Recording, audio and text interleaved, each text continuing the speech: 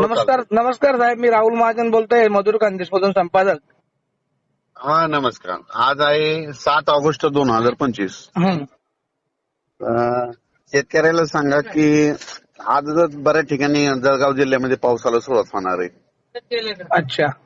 मग 8, 9, 10, 11 पर्यंत ही पाऊस असणार आहे. ऑगस्ट. जळगाव, पाचोरा, पारोळा, भडगाव, जामनेर या परिसरामध्ये पावसाची फार गरज आहे. आता शेतकऱ्याच्या पिकाचं नुकसान व्हायच्या मार्गावरती आहे. म्हणजे दुष्काळाचा सावट होऊ शकतो आमच्याकडे. हा येणार आहे पाऊस. तर साधारणतः किती प्रमाणात पाऊस पडू शकतो अंदाज? चांगला पडणार आहे. शेतातून पाणी बाहेर निघणार पडणार आहे. अच्छा, शेतातून पाणी निघलं. आणि त्याच्यानंतर आणखीन शेतकऱ्याला काय करा, पुन्हा एक पूर्वकल्पना द्या. हं. 14 ऑगस्ट हं. ते 18 ऑगस्टच्या दरम्यान तुमच्या उत्तर महाराष्ट्रामध्ये मुसळधार पाऊस पडणार आहे. हे सध्या पिकाला जीवदान भेटणार आहे हे पडणार आहे, पण 14 ते 18चा मात्र मुसळधार पडणार आहे. पण मग त्यामध्ये नुकसान वगैरे जास्त नुकसानीचा पाऊस नाही ना? ते आहे ना, ते थोडं जास्तच आहे. अच्छा, 14 ते 18 दरम्यान का?